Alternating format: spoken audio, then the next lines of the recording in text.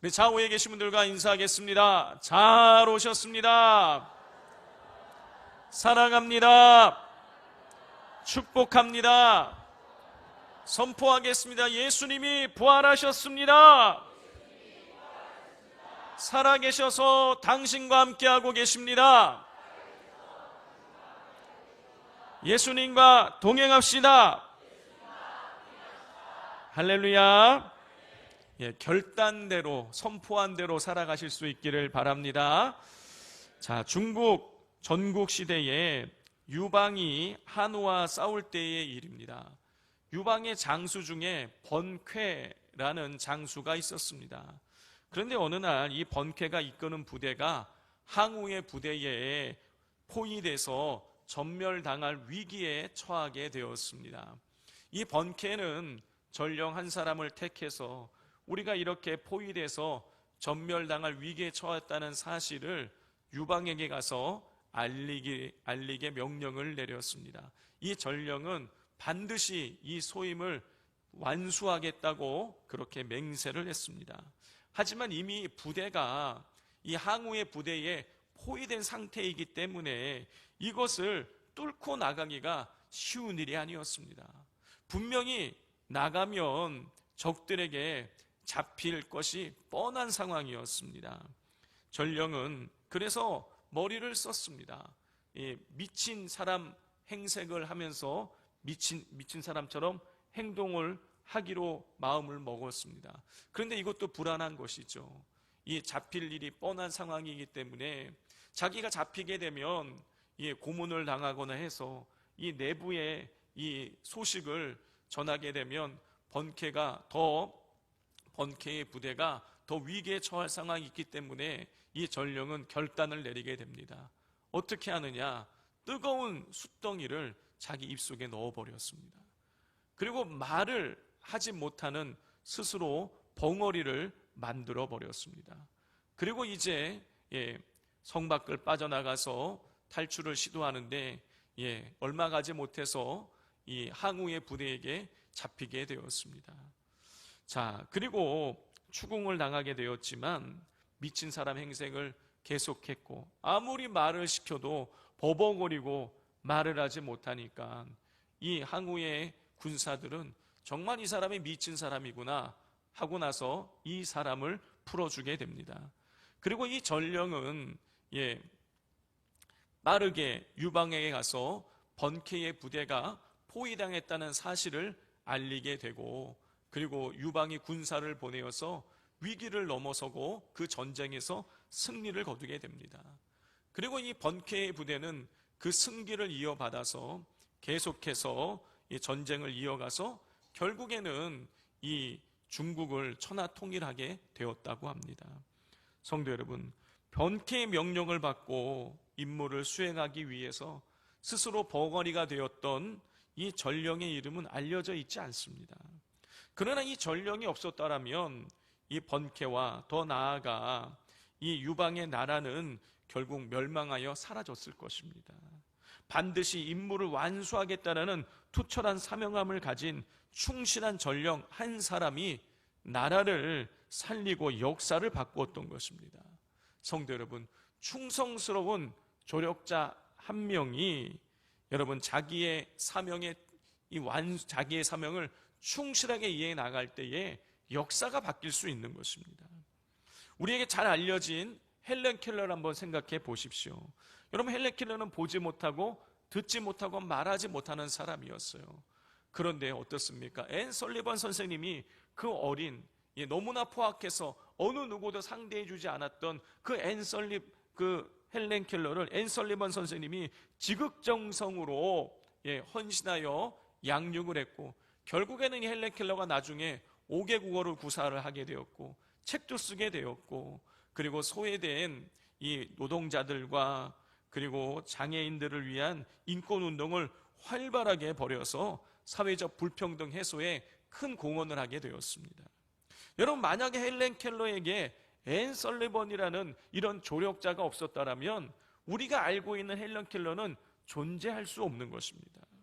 성도 여러분, 어떤 분이 저에게 이런 말을 했었습니다. 진짜 훌륭한 사람은 위인전에 나오지 않는다. 여러분, 맞는 것 같아요. 여러분, 우리는 빛나는 사람을 보지만은 그 빛나는 사람 뒤에는 이름도 없이 빛도 없이 자신을 헌신하여 위인을 빛나도록 도운 사람이 반드시 존재를 합니다. 그렇기에 위인을 빛나게 해주는 보이지 않는 조력자는 여러분 위인만큼 빛나는 사람임에 틀림이 없습니다. 자, 오늘 이 본문에는 위대한 믿음의 조력자가 한 사람 등장합니다. 자, 우리 13절을 같이 한번 읽어보겠습니다. 시작.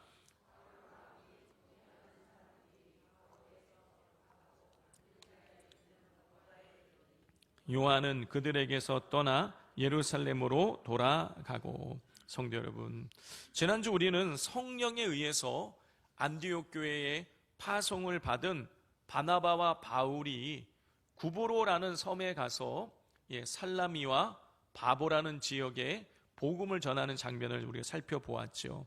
한번 지도를 한번 우리가 보도록 하겠습니다. 자, 저 안디옥이라는 곳에서 바울이 파송을 받아서, 바울과 바나바가 파송을 받아서 실루기아에 가서 배를 타고 구브로섬 살라미와 바보에 이르러서 복음을 전하게 되었습니다. 그리고 오늘 본문을 보면 저 바보라는 지역에서 또다시 배를 타고 저 터키 남쪽 지역에 있는 버가라는 곳에 이제 도착하는 것을 우리가 볼 수가 있습니다. 자, 지도는 거두어 주시고요. 자, 그런데 오늘 본문 이 13절을 보면 이렇게 시작이 되죠. 바울과 및 동행하는 사람들이 바보에서 배 타고 그랬어요. 여러분, 성령에 의해서 안디옥 교회에서 선교사로 파송받은 사람이 누구였습니까? 바나바와 바울이었어요. 그리고 5절을 보면 이 바나바와 바울이 선교사로 출발을 하면서 이 바나바의 사촌인, 성경에는 조카라고 나오지만은 원문의 뜻은 이 사촌이라는 뜻이에요. 바울의 사촌인 이 요한을 같이 데리고 가는 것을 보게 됩니다. 그러니까 바나바와 바울 그리고 요한, 요 세 사람이 선교팀을 이루게 된 것이에요. 자, 그런데 오늘 본문 13절을 보면 분명히 이 세 사람이 가고 있는데 바울의 이름만 언급되고 있어요. 그리고 바나바와 요한은 이름이 생략된 채 그냥 동행하는 사람들이라고 이렇게 기록이 되어져 있습니다. 성도 여러분, 성경에서 여러 사람의 이름을 언급할 때에 여러분 그 순서는 많은 경우 중요도를 나타냅니다. 뭐 예를 들어 볼까요? 예수님의 12제자 이름이 언급될 때에 우리 성경을 보면은요, 항상 수제자 베드로의 이름이 가장 먼저 나옵니다. 그리고 베드로와 안드레와 야고보와 요한, 요 순서가 일정하게 나와요. 그리고 예수님을 팔아 넘겼던 가룟 유다는 항상 맨 마지막에 이렇게 언급이 됩니다. 그러니까 이름이 순서가 그냥 아무렇게나 나오는 것이 아니라 중요도를 나타내고 있는 거예요. 자, 그런데 13절에는 바울의 이름만 나오고 바나바와 요한의 이름은 아예 언급되지도 않고 그냥 바나바와 요한은 동행하는 사람들이라고만 이렇게 나오고 있습니다. 자, 그러면 이 바울이 처음부터 바나바보다 아주 중요한 인물로 평가를 받았던 것일까요? 전혀 그렇지 않습니다. 오히려 그 반대였어요. 우리 2절 말씀을 같이 한번 읽어보겠습니다. 시작. 주를 섬겨 금식할 때에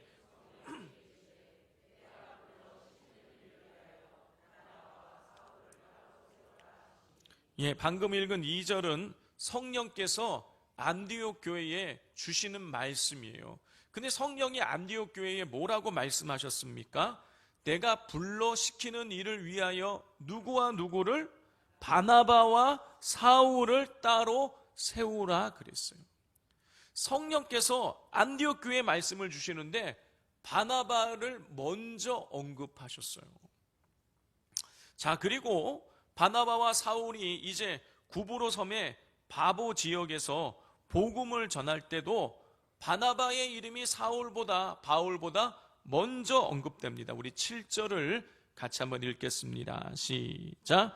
그가 총독 서기오 바울과 함께 있으니 서기오 바울은 지혜 있는 사람이라 바나바와 사울을 불러 하나님의 말씀을 듣고자 하더라.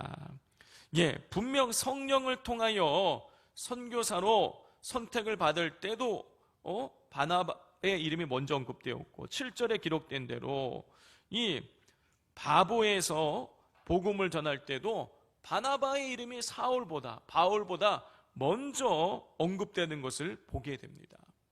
자, 그런데 13절에는 바울의 이름이 먼저 언급되고 바나바의 이름은 아예 언급도 되지 않아요. 그냥 동행하는 사람들이로만 이렇게 되어 있습니다. 그리고 13절 이후부터는 딱 한 번을 제외하고는 전부 다 바울의 이름이 바나바보다 앞서 나오는 게 되는 것을 우리가 볼 수가 있습니다.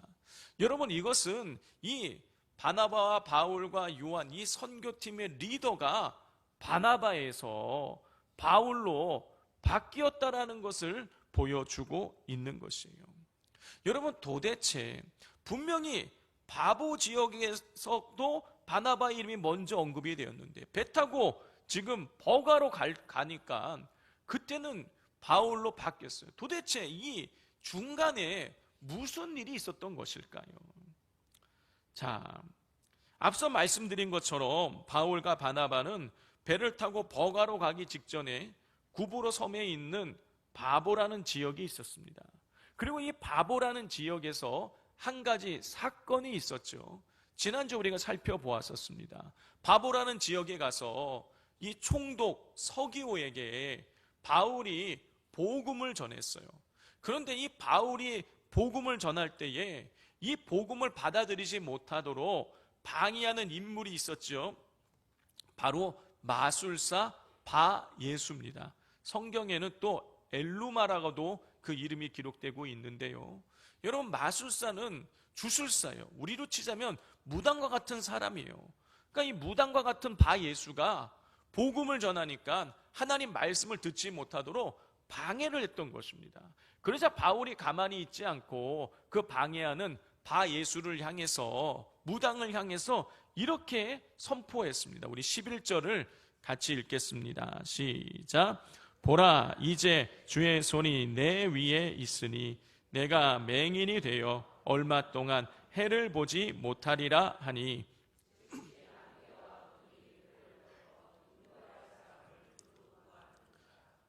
바울이 복음 전하는 것을 방해하는 바예수를 향해서 네가 맹인이 되어서 해를 보지 못하게 될 것이다, 앞을 보지 못하게 될 것이다 라고 선포하자 즉시로 어둠과 안개가 그를 뒤덮어서 그가 앞을 보지 못하는 이런 놀라운 이적 사건이 일어나게 되었어요.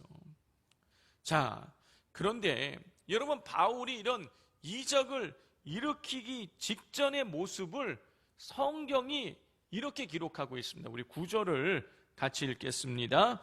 바울이라고 하는 사울이 성령이 충만하여 그를 주목하고, 바예수에게 바울이 네가 맹인이 될 것이라고 선포하기 전에 바울이 어땠느냐? 성령이 충만했어요. 바울이 성령이 충만했기에 바울을 통해서 놀라운 이적이 드러나게 됐던 것입니다. 그리고 이렇게 바울이 성령 충만해서 바울을 통해 성령의 역사가 드러나자 이 바울이 선교팀의 리더가 되고 바울의 이름이 그때부터 바나바보다 먼저 나오기 시작했던 거예요. 분명히 출발을 할 때는 바나바가 리더였는데 바보에서의 이적 사건 이후부터 바울이 선교팀의 리더가 되고 바나바는 바울을 보조하는, 동행하는 자가 되었던 것입니다. 바나바와 바울의 위치가 역전이 되게 된 거예요. 만약 우리 성도님들께서 바나바셨다라면 여러분 어떠하셨을 것 같습니까? 아마도 매우 당혹스럽기도 할 것이고, 어떤 분들은 그때부터 바울과의 관계가 뭔가 껄끄러워지고 불편해졌을 거예요. 그리고 또 어떤 분들은 마음에 미움과 어떤 시기심이 일어났을 수도 있을 것입니다. 그런데 성경을 읽어보면 이 바울과 바나바 사이에는 조금도 틈이 벌어지지 않고 오히려 서로를 격려하여 힘있게 선교 사역을 감당하는 것을 볼 수가 있습니다. 둘 사이의 관계에 아무런 문제가 없었어요. 여러분, 물론 이 관계는 한 사람만 잘해서 되는 것은 아닙니다. 그렇지만 이 바나바의, 먼저 앞서 있었지만 나중에 보조 역할을 했던 이 바나바의 헌신이 여러분 큰 역할을 했음은 분명한 사실인 거예요. 성도 여러분, 기독교 역사에 있어서 여러분 바울은 여러분 빼놓을 수 없는 아주 중요한 인물입니다. 왜냐하면 바울이 없었다면 아시아 지역에, 이 유럽 지역에 복음이 전해지지 않았을 것이고, 여러분 바울이 없었다면 세계 선교가 이루어지지 않았을 것이기 때문인 거예요. 그런데 이렇게 기독교 역사에 있어서 빛나는 별과 같은 이 바울이라는 인물을 여러분 발굴한 사람이 바나바였어요.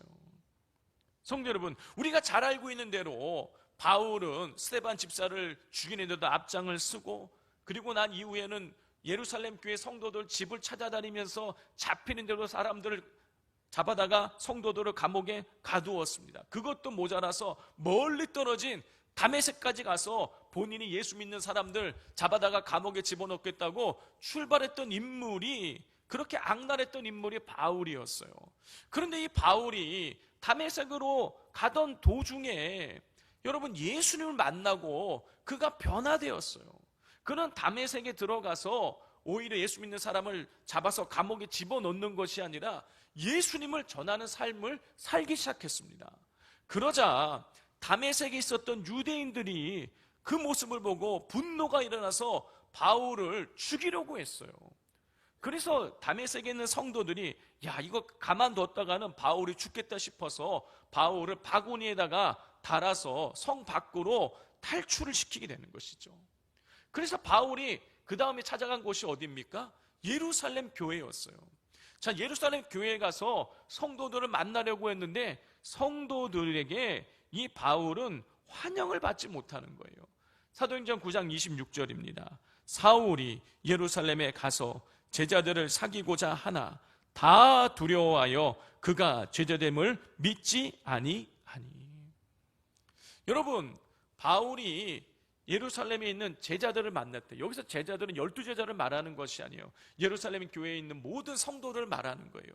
바울이 성도들을 찾아가서 사귀고자 했지만 성도들은요, 과거의 바울의 행적을 알기에 바울을 다 두려워했어요.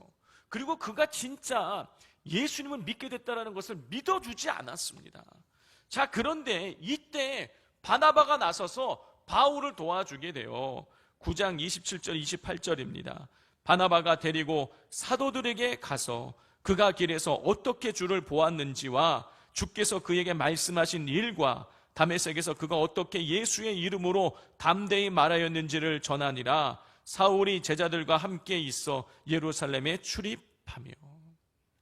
예루살렘에 있는 성도들이 바울을 두려워하고 바울이 진짜 예수 믿게 됐다는 것을 아무도 믿어주지 않을 때에 바나바가 나서가지고 이 바울을 사도들에게 데리고 가서, 12사도에게 데리고 가서 이 바울이 어떻게 다메섹에서 가다가 예수님을 만나게 되었는지, 그리고 다메섹에서 어떻게 복음을 전하게 되었는지를 소상하게 알려주었어요. 그래서 그때부터 사도들에게 인정을 받고 바울은 예루살렘 공동체의 일원으로서 이제 활동을 할 수 있게 되었던 것입니다. 여러분, 이건 뭘 의미하는 것일까요? 아무도 바울의 말에 귀를 기울이지 않고 있을 때에 바나바가 귀를 기울여 준 거예요. 다 두려워서 바울을 만나주지 않을 때에 바나바가 바울을 만나서 바나바가 바울이 하는 이야기를 다 듣고 어떻게 예수님 만나게 되었는지, 어떻게 복음을 전했는지 그걸 소상히 다 듣고 들었을 뿐만이 아니라 어떻게 했어요? 믿어준 거예요. 그걸 믿어주고 그리고 나서 사도들에게 연결을 해서 바울이 예루살렘 공동체에서 살아갈 수 있게 만들어준 것입니다. 자, 뿐만 아니라 바나바는 그 이후에도 바울에 대한 사랑과 관심을 지속적으로 갖게 됩니다. 바울이 여러분 이제 예루살렘의 공동체 받아들이시고 난 이후에 예루살렘에서도 열심히 복음을 전하게 돼요. 자, 이 모습을 보고 유대인들이 저거 배신자다, 저놈 죽여야겠다고 해서 바울을 죽이려고 합니다. 그래서 예루살렘 교회 성도들이 이거 그냥 놔뒀다가 죽을 것 같으니까 바울 피신하십시오 해가지고 바울을 이 바울의 고향인 다소로 피신을 시킵니다. 그리고 바울이 그 다소에 가서 몇 년을 있게 되느냐? 무려 13년을 있게 되는 거예요. 자, 그런데 이 13년이 지나고 난 이후에 이 바나바가 안디옥 교회에 요즘으로 치자면 담임 목사로 부임을 하게 됩니다. 이 바나바는 안디옥 교회의 담임 목사가 되고 난 이후에 다소로 가서 바울을 우리 교회에 와서 함께 사역을 하자고 바울을 불러오는 거예요. 여러분, 안디옥에서 다소까지의 거리가 좋게 100km는 넘습니다. 자동차로 100km 가는 거 쉬운 일이 아닌데 그 당시 어떻게 해요? 걸어가야 되는 거예요. 여러분, 바울이란 인물은 이미 13년 전에 사람들의 머릿속에 지워진 인물이에요. 근데 바나바는 잊지 않고 있었던 거예요. 그가 얼마나 예수님을 사랑하는지, 그가 얼마나 이 지혜가 출중한지를 기억하고 찾아가서 바울을 데리고 안디옥에 와서 함께 사역할 수 있게 한 것입니다. 그리고 안디옥에 같이 사역을 하다가 이 바나바와 바울이 함께 선교사로 부름을 받고 파송을 받게 된 거예요. 여러분, 이렇게 보았을 때에 여러분, 바울은 바나바가 없이는 존재할 수가 없는 거예요. 바나바가 바울의 회심을 믿어 주었기에 예루살렘의 교회 공동체에 소속이 될 수 있었고, 바나바가 바울을 다소까지 찾아가서 데리고 왔기에 성령의 파송을 받아 선교사로서 세계 선교를 시작할 수 있게 된 거예요. 당연히 여러분, 이 안디옥 교회 성도들이 볼 때에 바나바가 선교팀의 리더였고 바울은 수행원이었어요. 그런데 바보에서의 바울의 이적 사건을 계기로 바울이 선교팀의 리더가 되고 바나바가 보조 역할을 하게 된 거예요. 물론 이 일은 성령께서 하신 일이지만 여러분, 지극히 인간적으로 생각을 해보면 바나바 입장에서는 얼마든지 기분이 나쁠 수 있는 상황인 것입니다. 그러나 바나바는 전혀 기분 나빠하지 않았어요.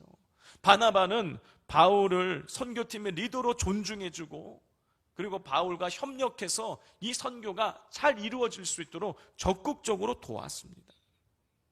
바나바는 선교지에 갈 때마다 바울이 복음을 전하게 했어요.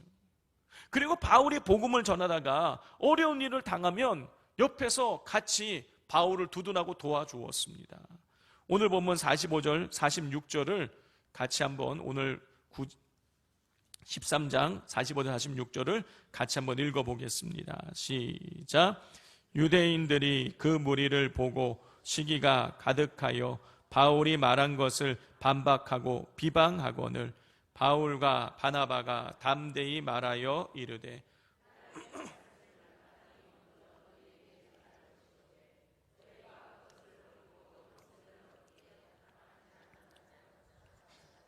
우리가 이방인에게로 향하노라. 이 45절을 보면 바울이 복음을 전했을 때에 유대인들이 바울이 말한 것을 반박하고 바울을 비방했습니다. 자, 그런데 46절 보면 어떻게 되어 있어요? 바울과 바나바가 담대히 말하여 이르되 그랬어요. 바울이 공격을 당하니까 바나바가 옆에서 팔짱 끼고 잘 됐다 이런 거 아니라 같이 나서서 같이 두둔을 해주는 거예요. 같이 복음을 전하는 거예요. 합심해서 복음을 전한 것입니다. 성도 여러분, 바울과 바나바의 상황을 지극히 인간적으로 표현하자면 바나바가 키운 바울이 바나바보다 더 잘 나가게 되어서 바나바가 2인자로 전락하게 된 거예요. 그런데 바나바는 바울이 선교의 주도권을 갖고 복음을 전하고 바울이 원하는 방향으로 선교를 이루어갈 수 있도록 조력하며 바울과 동행했습니다. 어떻게 먼저 되었던 이 바나바가 나중되었음에도 불구하고 바울의 동행자로서 조력자로서의 역할을 그렇게 충실하게 감당할 수 있었던 것일까요? 여러분, 그 이유는 여러분 바나바의 그 이름의 뜻에서 우리가 그 이유를 발견할 수가 있어요. 자, 사도행전 4장 36절입니다. 구브로에서 난 레위족 사람이 있으니 이름은 요셉이라. 사도들이 일컬어 바나바라. 번역하면 위로의 아들이라 하니. 여러분, 바나바의 원래의 이름은 바나바가 아니었던 거예요. 진짜 이름은 요셉이었어요. 근데 요셉을 12사도가 요셉이라고 부르지 않고 뭐라고 불렀냐? 바나바 이렇게 부른 거예요. 별칭이에요. 근데 이 바나바의 뜻이 뭐냐면 위로의 아들인 거예요. 여러분, 바나바를 위로의 사람이라고 불렀던 것입니다. 이건 뭘 의미하는 거예요? 바나바가 수많은 사람들을 위로하는 사역을 감당한 것입니다. 여러분, 사람이 뭐 말로 위로한다고 해서 다 위로받는 게 아닌 거예요. 그런데 바나바는 정말 사람들을 위로를 너무너무 잘했던 거예요. 그러니까 사도들이 요셉이라는 멀쩡한 이름을 놔두고 위로의 사람 바나바 이렇게 불렀던 것입니다. 여러분, 어떻게 바나바는 그렇게 사람들을 잘 위로하는 그런 삶의 사역을 잘 감당할 수 있었던 것일까요? 여러분, 그 이유는 그가 성령님과 동행하는 삶을 살았기 때문인 것입니다. 성도 여러분, 위로의 사역은 아무나 할 수 없어요. 여러분, 위로하기 위해서는 누군가의 사연을 들어야 되지 않겠습니까? 여러분, 이거 듣는 거 굉장히 힘듭니다. 제가 목회자로서 우리 성도님들의 이 사연을 이렇게 들어요. 어느 때는 1시간도 듣고 2시간도 듣는데요. 여러분, 이게 참 쉬운 일이 아닌 것입니다. 일방적으로 듣기만 하는 거, 이게 쉬운 게 아니에요. 그리고 듣고 난 이후에 적절한 그분의 마음을 어루만지는 것은 또 다른 차원의 어려움이 있는 것입니다. 그런데 바나바는 그걸 너무 잘했던 거예요. 여러분, 이 사역을 어떻게 감당할 수 있었느냐? 그가 성령님과 동행했기 때문인 거예요. 자, 요한복음 14장 26절을 보면 예수님께서 성령님을 뭐라고 부르시냐면 보혜사라고 부르고 계세요. 자, 보혜사로 번역된 헬라어는 파라클레토스예요. 여러분, 이 파라클레토스를 우리는 보통 성령으로도 번역을 합니다. 자, 그런데 이 파라클레토스의 이 원래의 뜻이 뭐냐면 변호사, 위로자 이런 뜻인 거예요. 자, 이것은 이 성령의 하시는 일이 뭔지를 나타내 보여주고 있는 것이죠. 성령께서는 우리를 변호해 주시고 성령께서는 우리를 위로하시는 사역을 하고 계시는 거예요. 자, 이렇게 보았을 때에 바나바가 사도들이 보기에도 너무나 탁월하게 위로를 잘했다라는 것은 바나바가 성령님과 동행하는 삶을 살았다는 증거가 되는 것입니다. 여러분, 바나바가 성령님과 동행하는 삶을 살았다라는 것은 여러분, 바나바가 성령의 다스림을 받는 삶을 살았다라는 뜻인 거예요.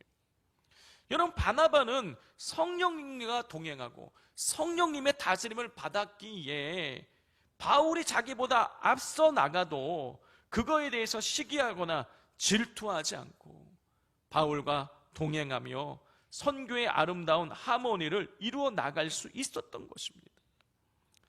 여러분, 이렇게 성령님과 동행하면서 이 자기보다 뒤처졌던 사람이 앞서가지만 조력해주고 도와주고 동행한 이 바나바의 모습은 여러분, 우리에게 너무나 큰 도전을 줍니다. 여러분, 우리가 생각할 때 나보다 조금 못하다고 생각했던 사람이 나보다 앞서게 되거나 아니면 다른 사람들에게 더 많은 인정을 받고 칭찬을 받게 되면 여러분, 우리도 모르는 사이에 질투가 올라와요. 괜히 미워하게 되는 것입니다.